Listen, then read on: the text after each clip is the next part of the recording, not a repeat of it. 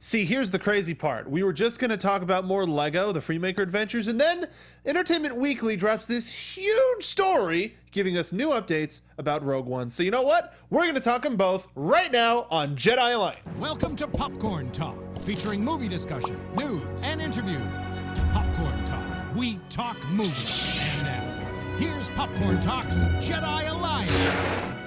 Welcome everybody to Jedi... No, I should stop that. Welcome everybody to Jedi Alliance, a celebration of the greatest saga ever told. I'm one of your hosts, the internet's Mark Donica, also joined by the be-yellowed John Rocha. Sure. The last of a dying breed of Clone Wars era battle droids. That is a one John Rocha. Oh no! I can't even do that voice. I can't even try to do. You're going for Cleveland Brown? I don't know. I can't.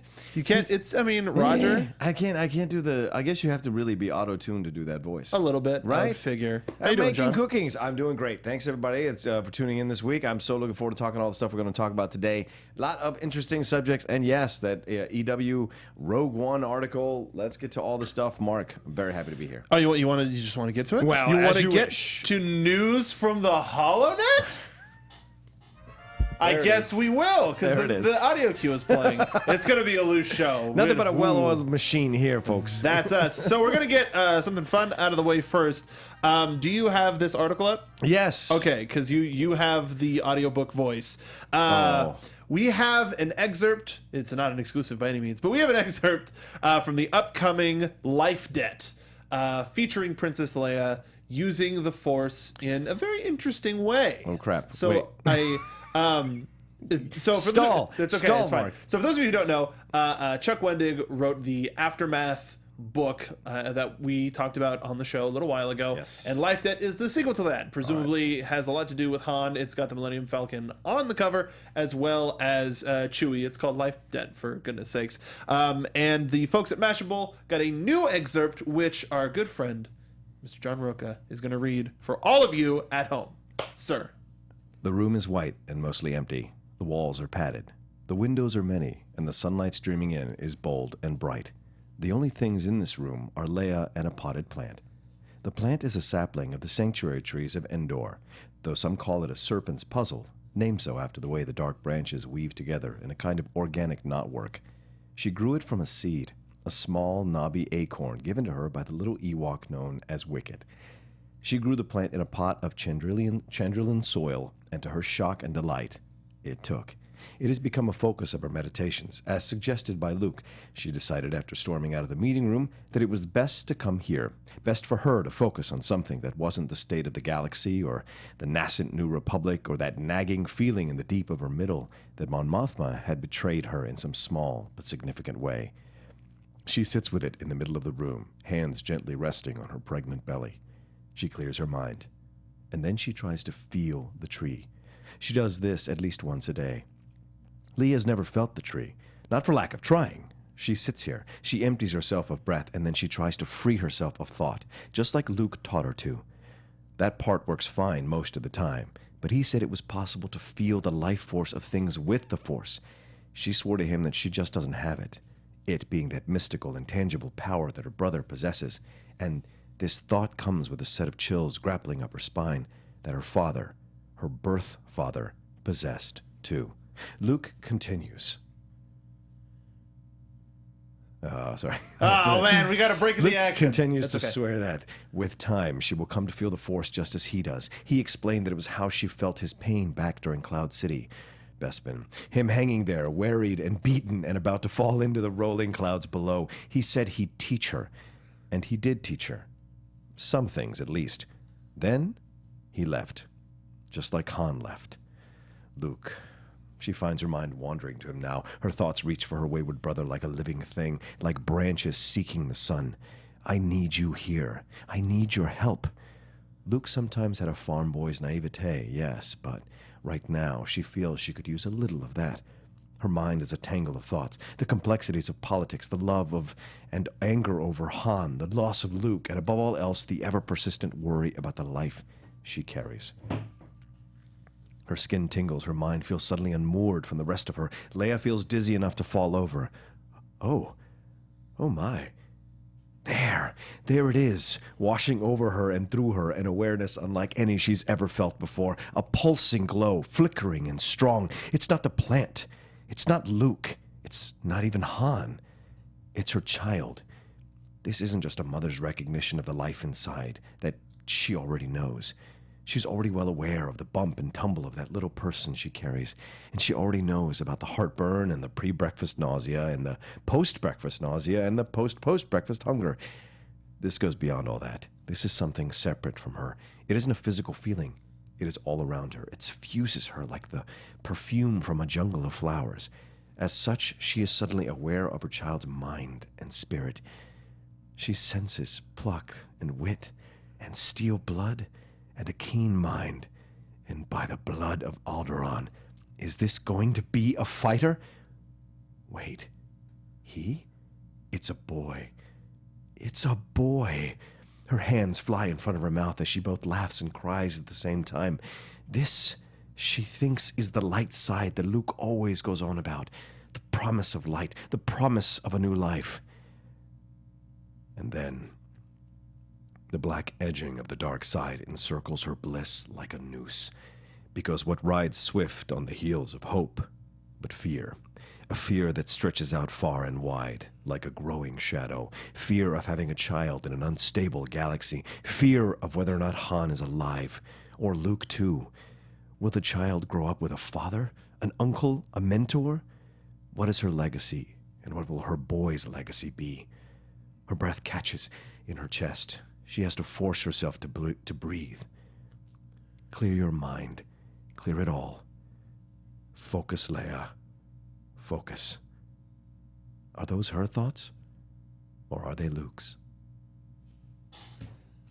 Brought to you by Audible.com. Come on now. I gotta tell you, if you didn't feel something, first of all, brilliant, wonderful reading. Absolutely love you. If you don't get any work from that, and we know you're listening, everybody from every audiobook, you need to pull that. Yes. Because that was absolutely gorgeous. We had several people in chat. Thank you. Saying, Rocha, your voice is damn sexy.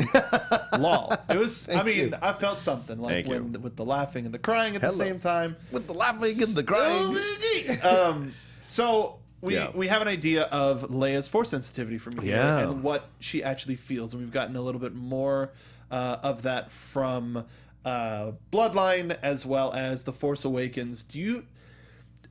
Where more do you think we can see Leia's force abilities flourish? Well, I think what's great about her, and we've seen her in a number of movies, where she has these moments. So I don't think we saw it that much in Force Awakens, but we saw it in other movies where she senses, just like it's mentioned here in this excerpt, that she sensed Luke's pain when he was hanging in Cloud City, where to get him from.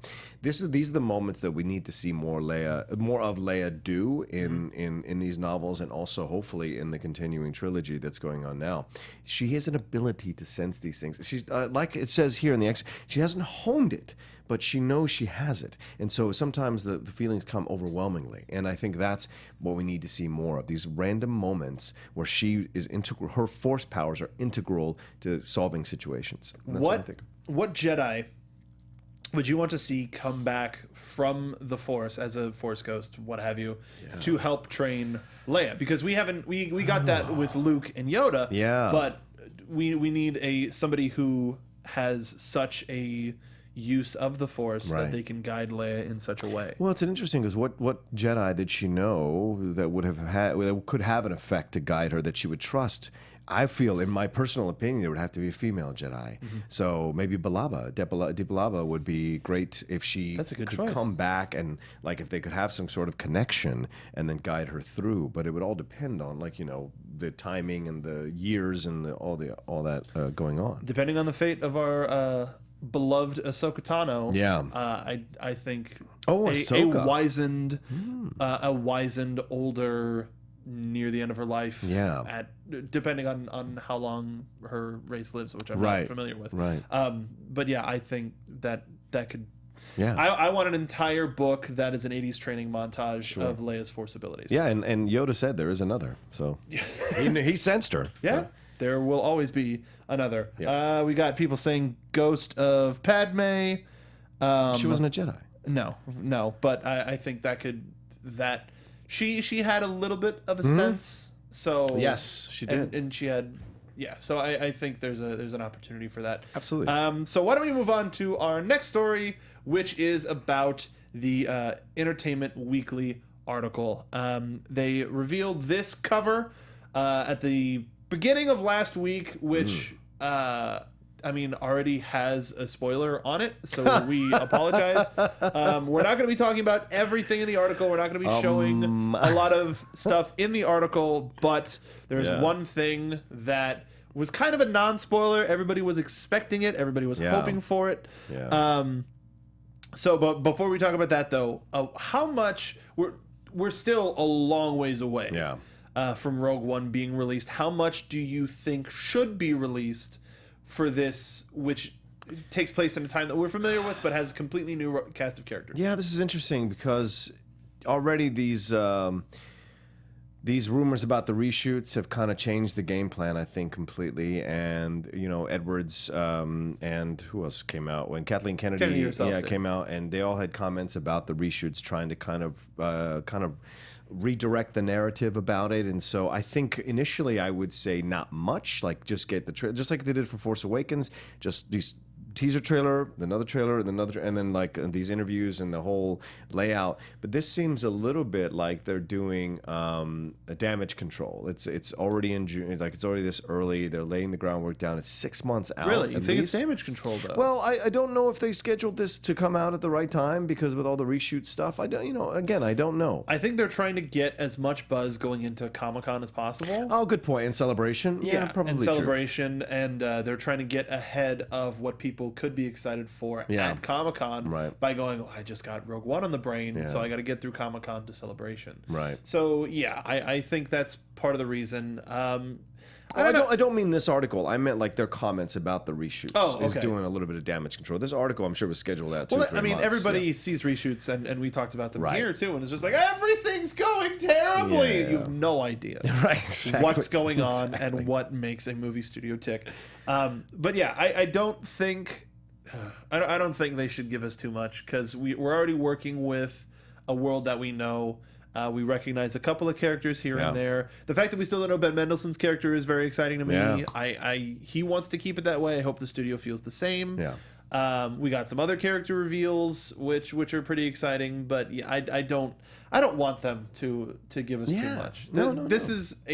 This has very little to do with the Skywalker story. Right. Let us discover this like we discovered the first one, which got us into the Skywalker story. I just think more stuff is going to come out now, because they're going to try to kind of get people back excited about it, because a lot of the internet sphere was, upset about the reshoots. And so they're hunting for articles. They're hunting for little nibbles or little tidbits that they can glom onto and be like, okay, this means it's going to be terrible. This means it's not going to be good. And, I keep saying this over and over again. We're only one movie away from remembering a time when the prequels were the last thing to talk about with Star Wars. Yeah. And whether you want to admit this or not, the prequels not received that well. So it's the truth. And so it's the situation of like people are still kind of gun shy.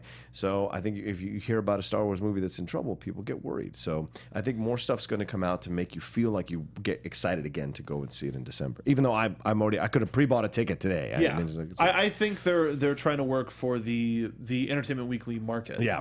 They're going for the fan who might like Jyn Erso, whatever. People who don't know what Mon Mothma's name is. It's like, she kind of looks familiar, I think. Right. So I think that's who they're going for, but the only people who really grasp onto stuff like this are the diehard fans. Yeah. That's why we're talking about it. So the biggest thing to come from that was the revelation that Darth Vader is in the movie. Surprise! Shocker! Huge shocker! In the time leading up to A New Hope, Darth Vader is going to be around. We knew this because of when the film takes place. His role not really revealed. Just hey, he's in it. Yeah. But he's the Emperor's Enforcer, so he's just kind of. I figure he's just going to be overseeing construction, making sure everything goes as planned, and will be the last effort from the Empire to make sure that this situation gets handled. Yeah. That seems pretty much like a given. But I think the biggest thing from that is that James Earl Jones will be returning as the voice of Darth Vader. Yeah. Awesome. Yes. Super awesome. They have a lot of secondary, third-dairy voices that they use, like in Freemaker Adventures. But to have James Earl Jones back. Well, I think this is interesting because this is just like with John Williams, right? You have this idea that, and you have this understanding, and this is life. People get old. We're on the last precipice for these people to perform and to be able to give effective performances in whatever, either composing or doing voiceover. And the question is, how long can they keep doing it, right? Yeah. What happens? And I think this is what they're on, in a way, they're on their own timetable, but they're also in a race to kind of establish this new trilogy with new villains, new heroes, that kind of jazz. So that are younger, so that you can, have them come back again and again. With Darth Vader, they're on James Earl Jones's timetable. Yes, there will be other people who could do the voices. You were mentioning Freemaker and a number of other shows that they've done Vader's voice, but there's nothing like James Earl Jones doing. There's just nothing because of the original. It's so powerful, Do you think if it wasn't James Earl Jones that there would be a deficit? Would it take away anything if Darth Vader isn't James Earl Jones? I think it would, absolutely. I think in a lot of people's minds who grew up with Darth Vader, with James Earl Jones as Darth Vader, I think it'd be really hard to move on to someone else. When I see it in animated shows, I'm okay with it because it's an animated show, and I understand the complexities of getting a very famous actor like James Earl Jones to come in and do. Plus, he's older. It takes a lot more effort. The jazz. Plus, you got to pay him more. Yeah. So I understand that the fiscal realities of that. However, for me, James Earl Jones will always be Darth Vader, and if it's not James Earl Jones, it's always going to be a little bit like, I don't care what you say about Kermit the Frog. Jim Henson was Kermit the Frog. Jim Henson was Kermit the Frog. Nobody else can come close to what Jim brought to it, and just like nobody else can come close to what James Earl Jones did. But they can do reasonably well facsimiles, and that's what we see now. I also think we're getting voice technology to a point where that's certainly possible we could probably clone it pretty well, and not to misuse that word. Haha, it's a joke. But speaking of Darth Vader, yes, and of the Clone Wars, we have a revelation of who Forrest Whitaker's character is. Yeah. So if you don't want to hear that, skip forward a couple minutes. But I think this is fine to talk about. So here we go. Forrest Whitaker is playing Saw Gerrera from the Clone Wars animated show. Awesome. Yeah. Super cool. Not in too many episodes, but he was featured in later episodes of the later seasons.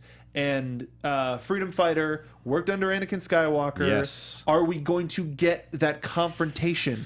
That's what I'm hoping for, that we see, just like we saw with Ahsoka Tano and Vader in the end of Rebels Season 2, I would love to see this. I would love to see this confrontation. They have a history before he was Vader, and they have a very complex history because his sister's involved as well, and what happened, not to give too much away if you haven't seen that part of the Clone Wars.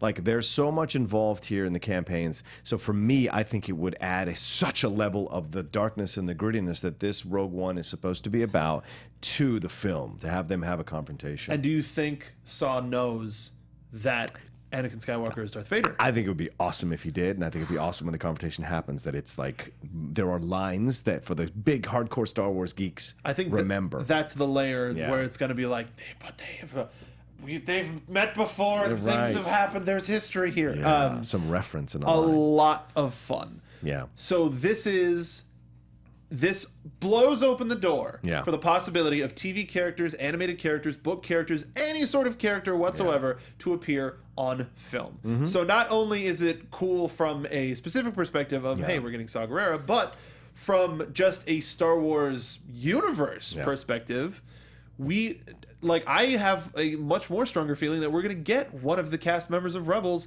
in Rogue One. Yeah. Why not? Who else from TV? So let's get aside the cast of Rebels and Ahsoka. Okay. Who else from TV would be a likely and possible transition to film? Geez, that's a great question. I really don't have an answer offhand, to be honest with you. Because to me, I'm so caught up in Rebels that I don't know necessarily who'd be a great one from the TV. Because Clone Wars, pretty much, they're all starting to seep in now, piece by piece. You know, more about the other media. Well, I mean our direct cast from Rebels, like Yeah. our main cast of Rebels. So Okay. side characters, tertiary characters. Why can't I think of the guy who does all the brokering and the deals? Who's always Hondo? yes, Hondo the pirate? Yeah, yes. that's what I was going to say. would love to see Hondo in on film because he's so great in And these it'd be shows. Jim Cummings again. Yes, just Jim yes. Cummings in full makeup. In full makeup. Why not? I'm down with that. Man, I like that. Or I would say any of the clone troopers. Rex. There's the fan theory Oh, about yeah, Rex, Rex. being in all the way to Jedi. In Endor, so yeah. to have him be a higher up, Yeah, would be an awesome thing to see. yeah. Rex yeah. would be great. I'm just trying to think of non-Jedi characters. If any of the Senate survived, Yeah. yeah. E.T.? No, joking. E.T. But we'll get more to that when we get to our Duel of the Fates today, Yeah. which I really like. So yeah, awesome stuff from Entertainment Weekly. If you haven't read the article, do it. If you don't want to read the article, and we've spoiled some things for you, I apologize. Oh, Cad Bane. Of course, Cad Cad Bane. Bane, You'd love to see 100%. Cad Bane. Thank you, Lampshadius, in the chat. Oh, Asajj Ventress. Asajj Ventress. Come yes. on. Asajj Ventress would be fantastic.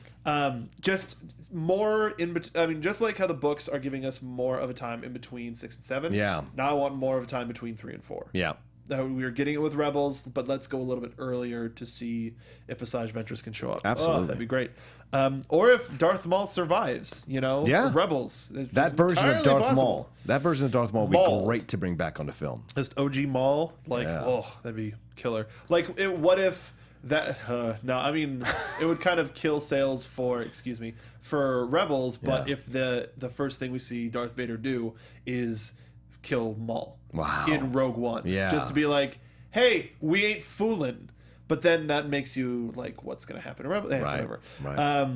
We've got other folks in chat, Kyle Katarn and Jan Ors. Yeah. But I mean, they're not TV characters. Sabine Wren. Somebody wants a Cad Bane and Hondo movie, which I would be all about. Can we make it like the old Road to movies? Yeah, I'm down with that. Absolutely love it. Who would be the Bob Hope part? Probably Cad Bane. So let's move on to our main subject, which is talking about the new Lego Star Wars series, The Freemaker Adventures. We've been talking a lot about Lego recently. There's a new game. We talked about Droid Tales last week, which was awesome. Go and check that episode out. Thank you again, John, for recommending that. Yeah, of course. But this is a brand new entry with brand new characters taking place in between episode 5 and 6. And as Lego ones are, it's inspired by canon. Canon can be inspired by it. Yeah. I really wish that it could be inspired by it, because there's a lot of fun here. So Disney has released technically 5 episodes. They released 4 episodes last week, and they did an early release of episode 5 this morning. So if you've got the Disney XD app, do yourself a favor, check that out. And if you haven't watched any of this, check it out, because it is fun. Yeah. It is super fun. Yep. So our main cast, our main family, the Freemaker family, is Rowan, the young one, Cordy, who is the leader of the family. Yep. She is an absolute, I almost cursed, but she is I was gonna even say hardened, but no, she's just no nonsense. Yeah. Very practical. I'm taking care of this family. Yeah. And Xander, who is just a gearhead, absolutely loves working on ships. And Roger, the last, supposedly the claimed last remaining battle droid from the Clone Wars. Yeah. A lot of fun for our main cast. What do you think about this family dynamic? Oh, I think it's great. It's so much fun. And I don't think it's as inventive and enjoyable as Droid Tales, but it's still a fun series, and there are great little asides throughout every one of the episodes. And if you're a Star Wars nut, they throw little stuff in there, little references to wars, little references to planets, little references to locations and terrain or characters that just go by in dialogue. And you can do a deep dive on any of these references and enjoy it, or if you know them, you just understand that these are people that understand and know the world, so they're playing within it. It's fun to see that. I mean, the Kyber crystal thing is just so brilliant for me. Rowan is such a fantastic little kid playing it. I do like the sister. I forget the actress's name, but I know she was in Stick It, that gymnastics movie. Xander and Roger it's so great, and Xander's great. I mean, obviously he's kind of like the Lando. It's really funny. He's like he's got that Lando kind of style to him. Yeah. Where Cordy has that Han Solo vibe to him, and obviously Rowan has a little bit of the way younger Luke vibe to him. And Roger's great because Roger is like, he's got the battle droid stuff, which is a great balance to everything else. And he keeps screaming about how he's the last one alive, so he must be preserved, he must be maintained, he can't be killed, he shouldn't be killed. He's kind of like a combination of R2 and 3PO. Yeah, a little bit. Because he's like a historian, he's a storyteller, but he's also sassy and concerned for his well-being. Yeah. I really like the family dynamic that they have. Yeah. I think Rowan is 12, but he sounds like an even younger kid. Yeah. And it really helps to, I think, bridge the gap between the training of the young children in the prequels and like maybe this is sort of the proper age. We get to see how a child is trained by a Jedi. Yes. That was a quote mark. In their search for scrap, they find he gets the ability to sense these Kyber saber crystals, and they are found soon by a lost Jedi named Nare, who is also looking for the Kyber saber crystals. Becomes the trainer of Rowan, and I was like, cool, this is nice. I recognize the voice as Grey Delisle. Yeah. And it's like, good. Grey Delisle gets to play a good character because she has a great voice for that.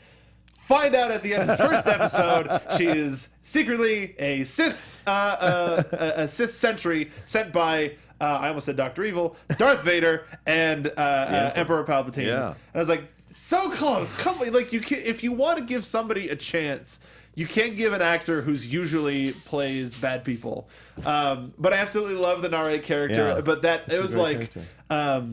you had my interest. Now you have my attention. And it was one of those things where it's like, oh well, this is an item that I really like. There's a new apprentice. Yeah. I wish we could hear about that and make that canon. But this is Lego. This is fun. So so Nare is sort of our agent on the inside of the good guys. But we also have Vader and Palpatine. Very silly Palpatine. I mean, I love that Palpatine. it sounds so like Mark Hamill, even though it's not Mark Hamill. Is doing such great work with that and the playfulness of it, and the fact that he keeps razzing Vader about the Death Star, the first Death Star, is just hilarious. Remember how that went. You're right. Let's take a look at the replay. What's the point of this? You get these little, and it's great little banter that puts you in the vibe. But once again, Lego does a great job of not removing the tension, the evilness of Palpatine, the dread that Vader and Palpatine can bring to a scene. I'd say even Nare has a couple of scenes where she is ready, like, well, no good to me anymore. Time to kill this family. Right, exactly. Like, no one will know. It's for all the jokes, there's still a little drama and danger in there. Sure. We also have a new Hutt. Yes. Grabala the Hutt. I mean, who is voiced by one of my favorite people. Mr. Shake. Master Shake. I'm trying to get his full name. Why can't Dana Sneider? Yeah. Dana Sneider. It's like So good. I mean, he has a style. He's a perfect Hutt, man. Yeah, he has a style about him. So if you've watched any of his work, he was also on Chowder. He does a lot of great work. Yeah. Grabala the Hutt is my new favorite Hutt. Absolutely. I could not stand Zira. In the Clone Wars. Yeah. Just not a fan of that. Yeah. But this is like perfect for Lego and perfect for this series. Yeah, I'm waiting for the Funko of this Hutt because I would love to have. And the what's Funko. even so he's like the even weirder cousin of Jabba the Hutt. Right. And he also has a bounty hunter in his employ. Yeah. Dengar. Which is like, Dengar, come on. He doesn't even get a cool bounty hunter, but Dengar is a serious threat. We see him sleeping with a teddy bear, but then once it gets to serious time, pulls out his blaster, starts firing away, and takes care of the entire scene before just going back to napping. I love Grabali because it's almost like he's that cousin, he's that performer cousin in that family of serious people. That's what he feels like. I mean, the fact that he has the version of Watto, whoever the other version of Watto fly in with what he wants him to, and he's like dead center and there's these lights. It's just brilliant because it gives you that little bit of vibe and it kind of gives the Hutts another perspective, and it's very playful, it's very fun. But once again, still evil, still doing what he needs needs to do, sending out his troops to try to go after the two ships that are when they're escaping with the Kyber crystal. It's just brilliant stuff. That's very, very funny, and he's such a great voice. Yeah, Dana Sneider. I'm a huge fan of his since Opportunity and Hunger Force, and I'm happy he's involved in the Star Wars universe. I want Grabala everywhere. Yes, agreed. Can we retroactively replace Grabala with, Zero with Grabala, and then I'll take it for this miniseries because it's only like 8 to 10 episodes. Yeah. But yeah, so the big MacGuffin in the series is the Kyber saber, which is a lightsaber the first lightsaber made completely out of a crystal. Yeah, which made it the most powerful lightsaber in the universe. And of course, the Emperor hears about it. He wants it. A gimme. It can, in the wrong hands, it can just create massive destruction, wanton destruction. So Nare is guiding Rowan, who has an innate sense to find this stuff, to get it, to complete it. And there's no out other than the Emperor is going to get this. Yeah. There's always that looming danger. Yeah, which is fun. It's so fun to add that because, once again, we are caught up. They do all the extraneous stuff around the storyline, but the main storyline is getting those Kyber crystals. And so we're caught up in following the mission and following the discoveries of these crystals, and also how that's aging Rowan, how that's like maturing Rowan with these adventures and these things he goes on, and it's so funny because immediately in that second episode he's on a two-person adventure almost immediately with Roger, and they're off to find, they're off on that planet, and they get conveniently saved by one of Roger's droid friends, which I think is brilliant. Of course, I love this. Come and find me when you're on the wheel again, which is brilliant. just little things like that, but you're seeing him kind of grow episode to episode a little bit more, and then you're seeing Cordy really accept Nar as a Jedi thing. Like she starts to, I said, that's very reminiscent of looking Solo. Into Nare's ideals as more than crazy, because this is a time where Jedi is sort of a lost ideal and a lost religion, and this is a young family. So of course they would only believe what they hear from around the space station. Exactly. I also like, so you watched episodes 1 through 3? Yes, 1 through 3. I watched episode 4. Okay. And speaking of maturity, this is when Rowan is starting to accept the Force. It starts out with him getting a lesson from Nari about using the Force and being able to. Right. It was even just trying to connect two bricks together. It's like, what do I need this? This is stupid. They accept a mission to Cloud City on Bespin. And that's why I didn't want to tell you, because it keeps coming back for some reason. It will never end. So there's some weekly update about Bespin, and I swear Scott Mantz is manipulating the news cycle. Think he is. It's probably. He's ripped a hole in the universe. It'll never let you live it down. But Nare, Lando gets excised from Bespin. He's like, there's something that you need to find. It is very precious cargo, and Rowan kind of just takes the mission because there's a big reward. Right. And Cordy's like, I like money, so they bounce. And Nari just kind of hears about it. It's like, is it a saber crystal? Are they finding stuff without me? And goes sort of to like keep an eye on them and maybe kill them if it's like, oh well, if they don't need me, then I will end them. Right. But Nari gets knocked out, and Rowan has to come into his own and use the Force and accept that it's more about his version of the Force is more about his family and love and sort of the type of teachings that we get from Luke, as opposed to he's more of a modern Jedi as opposed to the old ways that Nare is trying to be like, no, it's strict and it's order and you have to feel it and just you have to understand it.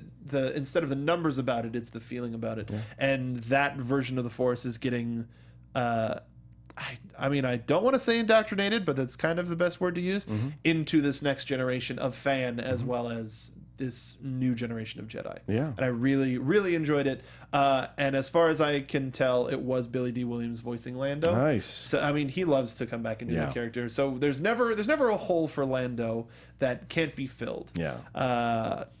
Take that how you will. Hello. I do, and there was also pod racing. There's underground pod racing in the 4th episode. Of course there is. When Lando's involved. Of course. So it's another thing that I like about the series is it's use and its reintroduction of the greatest hits from the prequel era. Yep. Absolutely. I mean, the whole episode was about a Naboo fighter, episode 3. Wow. Yeah, exactly. So, and seeing Darth Vader freak out like, "It's an N1 Naboo starfighter! Oh my god!" Like it's a classic Chevy. It's a lot of fun. I like Darth Vader in this too. What are some of your favorite gags? Some of your favorite jokes from the show? Oh well, I think once again, like I mentioned, the Emperor with Vader just constantly busting his balls. I love that. I think it's brilliant. I do like that Nare has this other side to her, and so when she's about to shoot them, and then Rowan has that vision that he knows where the Kyber crystal is, and then just escapes out of there. It's just funny little things. But the stuff with Roger is always funny. He's baking cookies. He's always trying to save himself, and I think those kinds of things are very funny to me. And everything with Grabala, I would just tell you, everything with Grabala is Grabala just is just so good. He's not in it enough, in my opinion. Like I want him to just be in it like 24/7 through the whole, through every episode. And I love the fact that they make these little references to Clone Wars, with like the fact that Jedi and battle droids weren't the best of friends through the Clone Wars. They have that moment. And then Cordy says to me, I thought all the Jedi were wiped out. How are you still here? That kind of jazz. So there's stuff that they're referencing that you don't have to be too deep of a Star Wars fan to understand, and it's smart. But they still have a little bit of references enough for those who are hardcore Star Wars fans to know. And also like that. I also think that they're not knowing what Jedi are and what Jedi are about. They come in on, or they see Nare sort of coming back from her Sith mode. Yeah. So her face paint that turns into black face paint, her eyes turn yellow. They see her, from what it looks like, is they see her eyes turn back from yellow to not. Yeah. But they don't know what that means. Right. So that's just an even more, what more can she get away with, right, that they just don't know what a Sith is, et cetera, et cetera. That could be a lot of fun. If you haven't seen, I mean, we've said, I mean, it's not really a show that can be spoiled. It's just a lot of fun. I mean, I guess the biggest thing we spoiled was Nari, but aside from that, it's a lot of fun. There's a lot of great humor. Highly suggest it to anybody who's a Star Wars fan. It's a great way to start sharing the Lego universe with some young ones.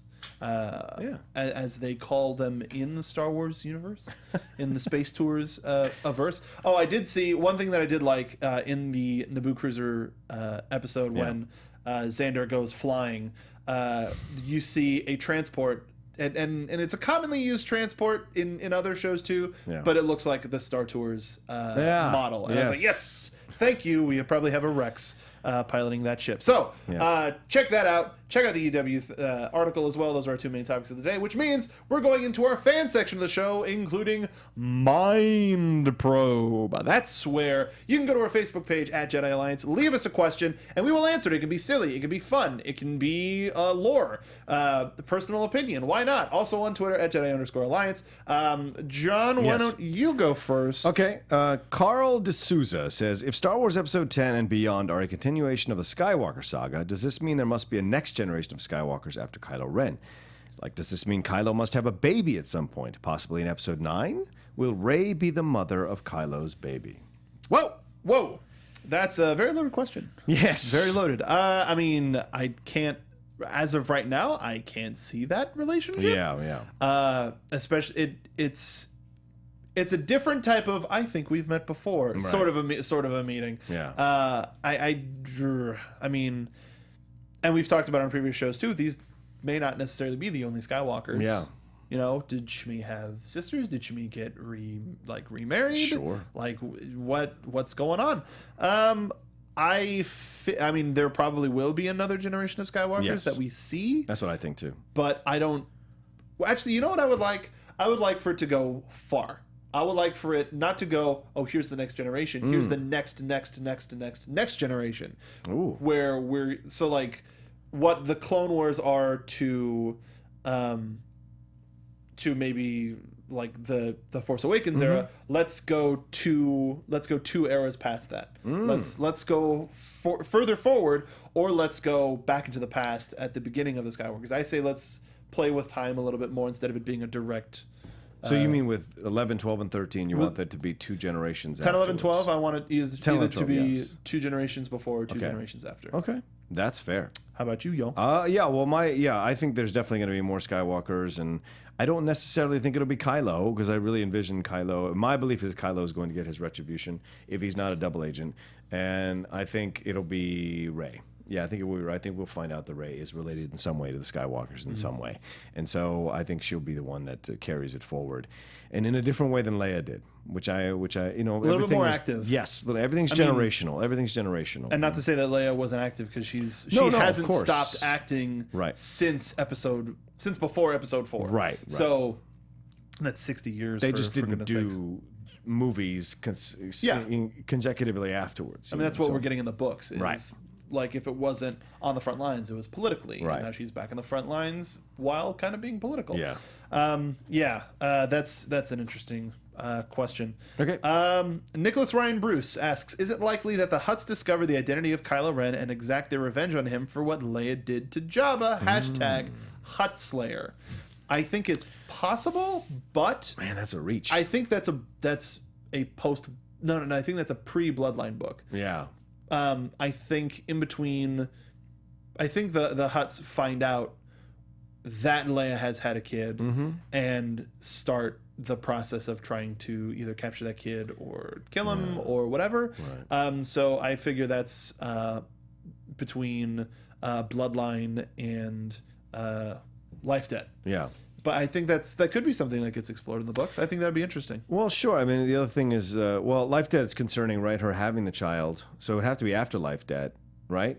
Mm-hmm. If they're going after the kid. So for me, I got a feeling that this would be fun to explore, possibly as in an episode or something. But it doesn't strike me as Jabba was this really revered, kind of loved person, as we saw with Grabala and Freemaker. Not loved, no, but he's definitely the top of the Hutt organization. Right. But I feel like if you got rid of one and the next one steps up and they're happy to get rid of Jabba, but It's I do more of a create space. finally. But I do create space that it's certainly like about respect. We can't let Leia do this to the Hutt, then everyone thinks they can do it. We'll lose respect in the universe. Yeah. Because they're like a mafia family in that way. And so, yeah, It certainly. wasn't because I like him. It's because I like me. And I Right. want people to fear me. Yeah, exactly.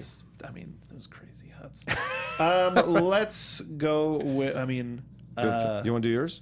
Sure. Yeah. At Sir R70, in canon, is there any story about when and how Obi-Wan finds out Anakin/Vader is still alive? I don't think there was. I think he always knew, Yeah. and the confirmation was at some point when he was in the desert. He started feeling the dark side of the Force act out. And it's probably a really small moment and something that we don't need to see, but I think if we ever do get an Obi-Wan film, we will see it. Yeah, that was going to be my answer. Is that if they ever do the Obi-Wan trilogy film, trilogy, then that's when we'll see it, and we'll see his reaction to him, and we'll see him sense him. And something tells me they'll have more than one interaction. Even though there's that interaction, obviously at the end of New Hope, where you say, But I've not had this presence since. Right. But there are ways that you can still make that dialogue work and believable through situations in the trilogy film if they ever do the Obi-Wan trilogy, which has to happen. It has to happen. Obi-Wan trilogy? Mm-hmm. Damn. Obi-Wan trilogy of films. I would love that. All right. I mean, I'm sure no argument from us. And, Ewan McGregor would be all about that Disney money. Why not? Why not? So yeah, there isn't really one on record, but we want to see it. Yes. We want there to be. Yes. Do you want to ask Oh, yours? sure. Anthony James Johnson asks, with the late breaking reveal about Forrest Whitaker's character in Rogue One, which we talked about, without spoiling it for others outright, Whoops. which other Clone Wars or Rebels character would you like to see introduced into a live-action film? We already kind of talked about it. Yeah. But I just because they talk about Clone Wars or Rebels.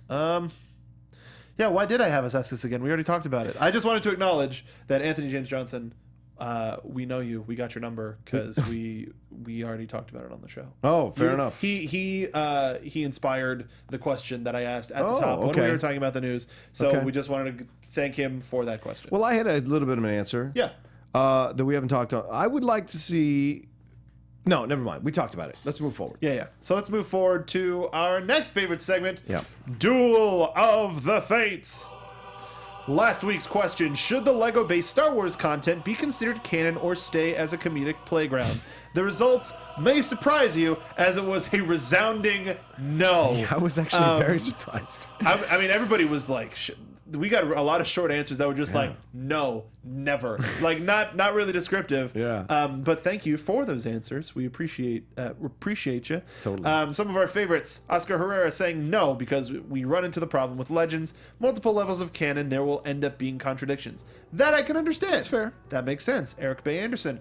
More like a what if than canon, but inspired by canon. That makes sense. Canon does not have two N's in it, Eric. That's all right. Stetson, I mean, nobody can see the spelling. We can. You just called this guy out. I'm sorry, Eric. You I don't mean in a negative monster. way. I just want you to be spelled correctly. Stetson Scott Kutas says, I'd say no. The main reason being is I think it's really fun to have a bit just dedicated to children when it comes to storylines. It's a good way to keep kids interested in the Star Wars franchise, and then the movies, books, comics will be their coming-of-age event, a graduation from Lego Star Wars to the whole of Star Wars canon. I like That's that. Nice. That's I a good like answer. that too. This week's question, featuring our awesome new Duel of the Fates graphic. I made a new logo. But, yeah, so with Dengar's inclusion in Battlefront and the Lego Star Wars, the Freemaker adventures, hints that at an investment in the Toilet Paper Warrior's reputation. What other character in the Star Wars universe do you think deserves an image overhaul? Because we've made fun of Dengar countless times on this program, especially in our Bounty Hunter Bash episode, which is from last year, but go check that out because it was a lot of fun. But yeah, we see Dengar as the bad bounty hunter that he is. Yeah. What other character do you think deserves an image overhaul? General Grievous. Really? I thought he's a... Admiral Bone to pick? I thought he was, yes. I thought he was wasted. Commandant Bad Mood? This guy has 6 arms, right? 6 arms, 4 arms. 6 forearms. They can do all the lightsaber stuff. Yeah. I mean, give me a break. And he's got a coughing problem. I feel like they killed this whole possibility with Grievous because Grievous could have been an incredible badass. And they made him into this wheezing, coughing, bumbling guy at times, and it made it too easy for him to get rid of him. And it always bothered me because I thought his design, his look, the possibilities were endless, and it just bothered me. It was the early definition of unnatural. Yes, the Sith definition of unnatural, and I agree with you. I loved Grievous in the Genndy Tartakovsky Clone Wars. Yes, that was like, I am scared of this guy, and then he turned into, yes, if it pleases you, all my of that. emperor. Yeah, like, all of that drove me nuts. It's just terrible. Yeah. What about you? Kit Fisto. What? To be honest, I mean, going back to the that animated Clone Wars, Asajj Ventress. I thought Asajj Ventress in the original Clone Wars was remarkable, amazing, and the updated version, her already overhauled version in Clone Wars. Yeah. And I haven't read the book. I have not read the book yet, but I really want to. Yeah. I think they need to go back to that. They need to go back to the original vision of the character. That's fair. And keep her a little more savage, a little bit more just awesome. And I generally feared for what could happen to our characters because of her involvement. But then I guess it's just the type of animation. I don't know. But I would say Asajj Ventress and some of our other bounty hunters. I think Bosk is good. Bosk is fine just because of the whole feet thing. Right. Why not give the rest of the bounty hunters a little bit more time in the sun? Sure.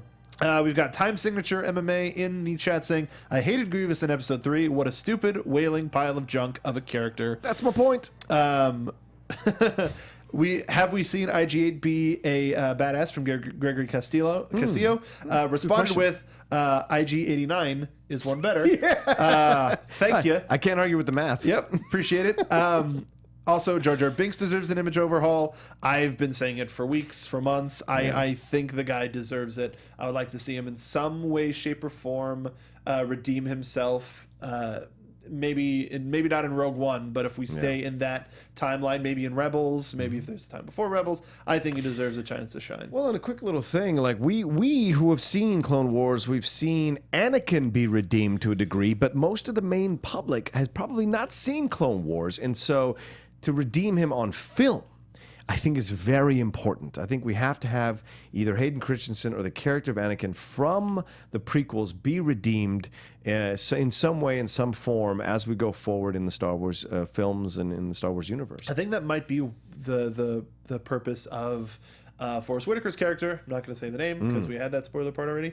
But I think that might be the point of his character is we might get introduced into that world what Anakin Skywalker was like on the battlefield. Right. Because the only person that we ever hear that from is Obi-Wan. Yeah. And that's only Obi-Wan to Luke. But if the rebellion was like, there's this great general that I think we should admire and use something that I learned from him, then that means seeds of Anakin Skywalker help the rebellion, which helps Luke, which helps everything, and it sort of adds to his legacy of being the one of Anakin's predetermination of being the one that brings balance to the Force. So it adds to that fuel to the fire. It also sort of brings the Force Unleashed storyline where he started the Rebel Alliance, quote unquote, it back into canon just in a different way.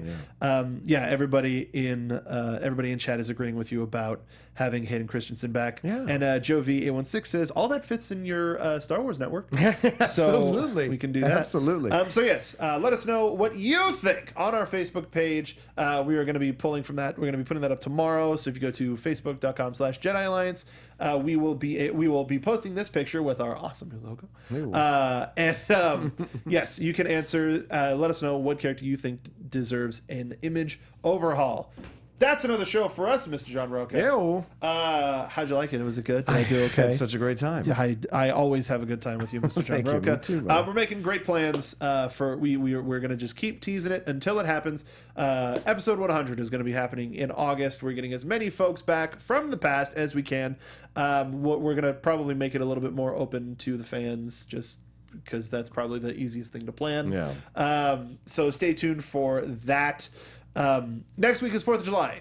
The studio will not be open for 4th of July. We will not be having a show for 4th of July. Sorry, y'all.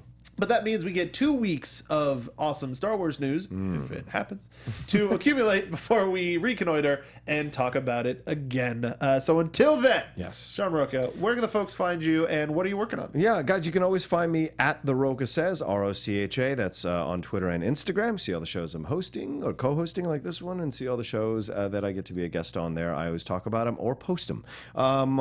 We just did I hope I can mention that, the Collider Game of Thrones. Can we talk about that or no? Probably not, huh? I mean, you just did. Okay, well, if you guys want to go there, you can go to Collider and see some of the shows I'm hosting there as well, including last night.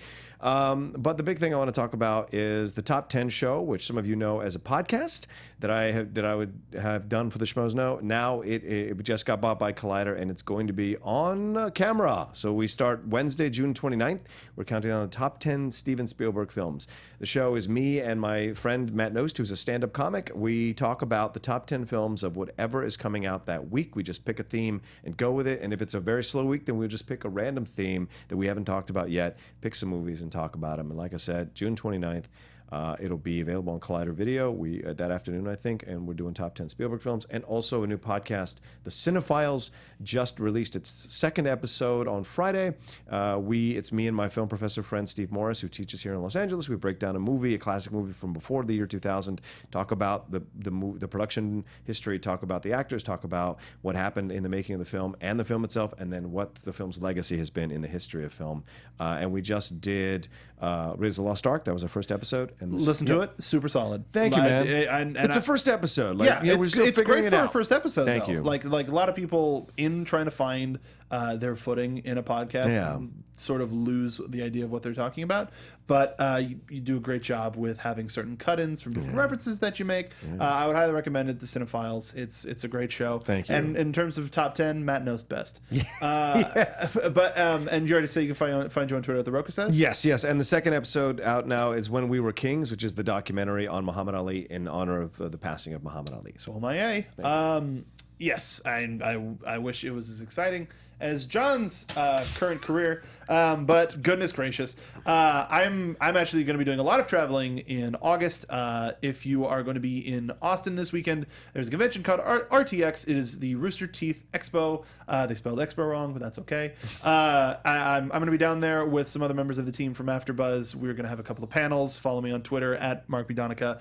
More news on where we're going to be. So if you're in Austin, come say hi. We're going to be having a lot of fun down there.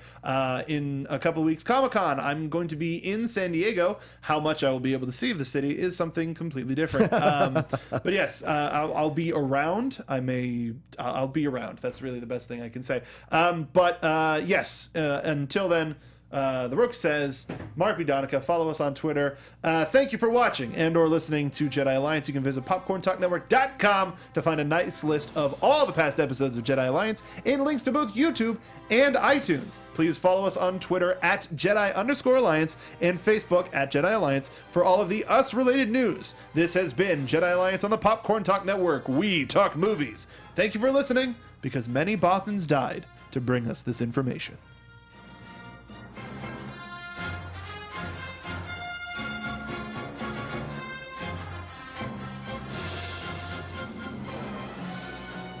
Producers Maria Menounos, Kevin Undergaro, Phil Svitek, and the entire Popcorn Talk Network, we would like to thank you for tuning in. For questions or comments, be sure to visit popcorntalk.com.